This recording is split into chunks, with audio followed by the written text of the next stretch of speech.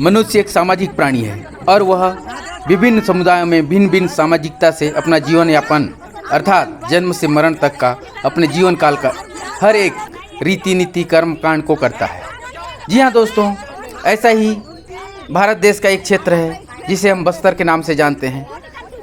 बस्तर में हर 15 किलोमीटर में यहाँ के जनजातियों या निवासियों की भाषा, बोली, खान पान, रहन सहन, पहनावा, उड़ावा से लेकर इन जनजातियों से संबंधित हर एक रस्म कर्म और भाषा बोली भी बदलती रहती है। और यहाँ की मूल जनजातियाँ मुख्य रूप से मुरिया, माड़िया, गोंड, हलबा, भत्रा, दोरला इत्यादि हैं। तो दोस्तों नमस्कार, स्वागत है हमारे चैनल में आप सभी का। आपको ऐसे ही प्रकृति प्रेमी, स्वतंत्र, निश्चल और निस्वार्थ भावी आदिवासी समुदाय के भत्रा जनजाति के बारे में आज हम आपको बताएंगे। और आज हम इस वीडियो के माध्यम से भत्रा जनजाति के विवाह रस्म को आपको दिखाने का कोशिश करेंगे। तो दोस्तों बने रहिए हमारे साथ वीडियो के अंतिम तक और आदिवासी विवाह रस्म रूढ़ी प्रथा को जानिए, समझिए और इस विवाह पर अपनी प्रतिक्रिया कमेंट बॉक्स में ज़रूर कीजिए। सबसे पहले परिवार में किसी का विवाह तय होने पर अपने समुदाय के उस मोहल्ला के लोगों को न्योता देकर विवाह पूर्व संध्या पर बैठक किया जाता है। इस बैठक में उस विवाह को संपन्न हेतु सभी को जिम्मेदारियां दी जाती हैं।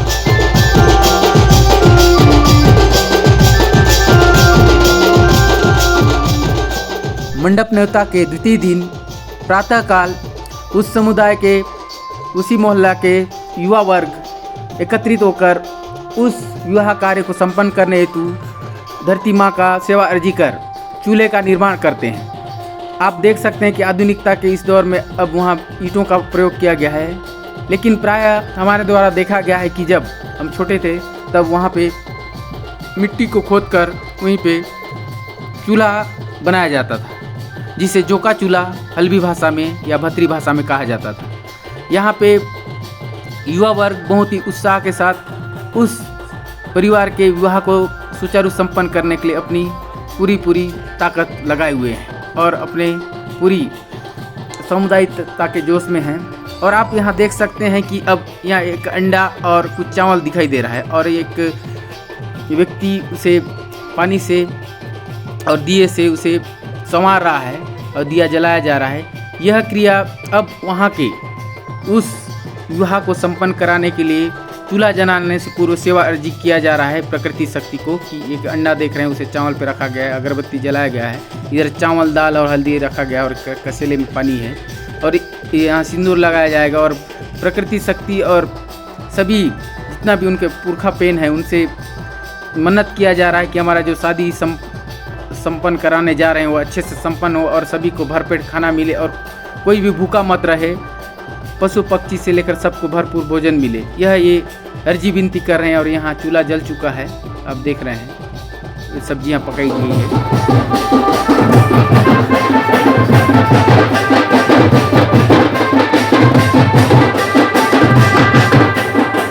यहाँ आप सभी को बताना यह जरूरी है कि जो आदिवासी समुदाय होती है विवाह कार्यक्रम को संपन्न कराने के लिए वह कोई किराए या भाड़े पे कोई मजदूर या किसी व्यक्ति विशेष को ठेका से काम नहीं करवाता। उस परिवार के या उस समुदाय के क्रियाक्रम को काम को संपन्न कराने के लिए उसी समुदाय के युवक युवतियाँ उन्हें साथ देते हैं और पूरा ही इंजॉयमेंट के साथ उस काम को बड़े ही आसानी से पूरी ऊर्जा के साथ करते हैं। यहाँ पे आप देख सकते हैं एक बुजुर्ग अपनी कला का प्रदर्शन इस बीच कर रहे हैं कि हमारे जो युवा साथी हैं वो बोर मत हों, क्योंकि आदिवासियों में बुजुर्गों को भी सुख सुविधा का ख्याल रखा जाता है, उन्हें आराम करने का भरपूर मौका दिया जाता है और युवा वर्ग अपने तन मन धन से इस विवाह को कार्य को संपन्न करने में लगे हुए रहते हैं। यहाँ पे आप देख रहे हैं कि एक बुजुर्ग और एक युवा अपने आप में जो टैलेंट है उसको अपने समाज के सामने इस विवाह कार्यक्रम में प्रदर्शित कर रहे हैं। अब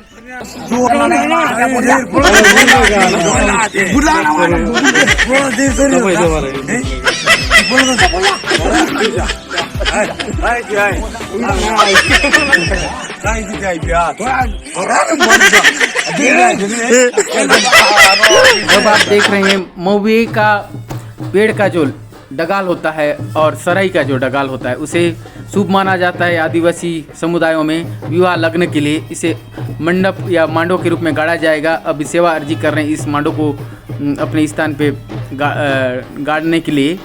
कोई इस क्रिया को वहाँ के पुजारी गायता द्वारा किया जाता है, धूप दिया जा रहा है। उसके बाद ही इसको वहाँ पे गाड़ा जाएगा। यहाँ पहली साबल की जो बल दिया जाएगा उससे पूर्व वहाँ पे सेवा अर्जी किया गया और धरती माता से उसे अनुमति मांगा गया कि हमारा विवाह संपन्न हो और आपके छत्र छाया और आपके सानिध्य में संपन्न हो। यहाँ पे आप देख रहे हैं मिट्टियों से वहाँ पटा जा रहा है जो मांडो कहा जाता है, इसे लगिन मांडो।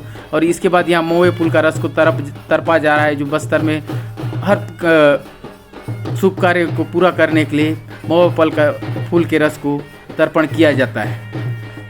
इसके बाद जो आप देख रहे हैं यहाँ पे माताएं हैं उस लगिन मांडो को मिट्टी से लेप की।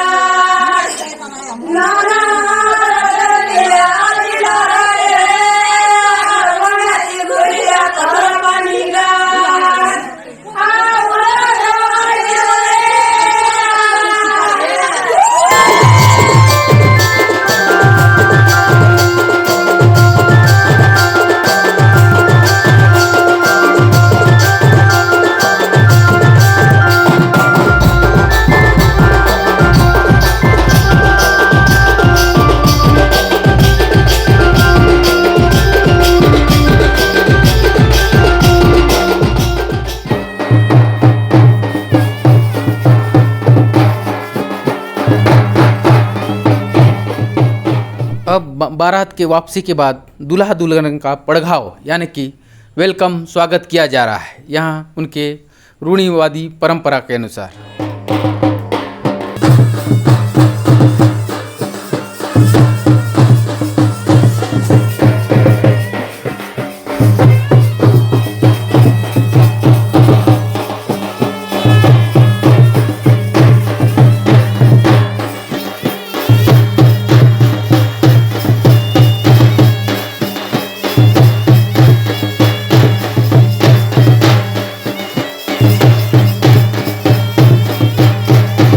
आप देख सकते हैं कि अब हल्दी लेपन का कार्य यहाँ पे दिखाया जाएगा जो कि रूढ़िगत परंपरा अनुसार माताएं इनका सेवा अर्जी कर शुरुआत करेगी जो चावल हल्दी और मोए के रस के या फूल के रस के तर्पण के साथ। और यहाँ पे आपको बता दें कि यह शादी वर वधू यानी कि दूल्हा और दुल्हन का संयुक्त रूप से दूल्हे के घर में ही संपन्न होगा।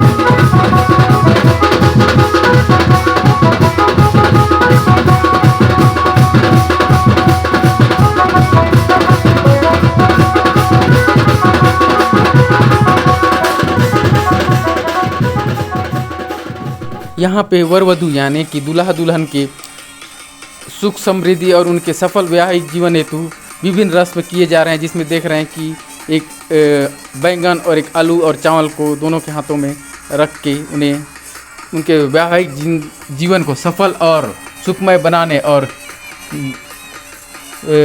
फलता फूलता परिवार पाने की मन्नत के साथ प्रकृति रूपी सेवा अर्जी विनती विभिन्न उनके लोकगीतों के माध्यम से किया जा रहा है।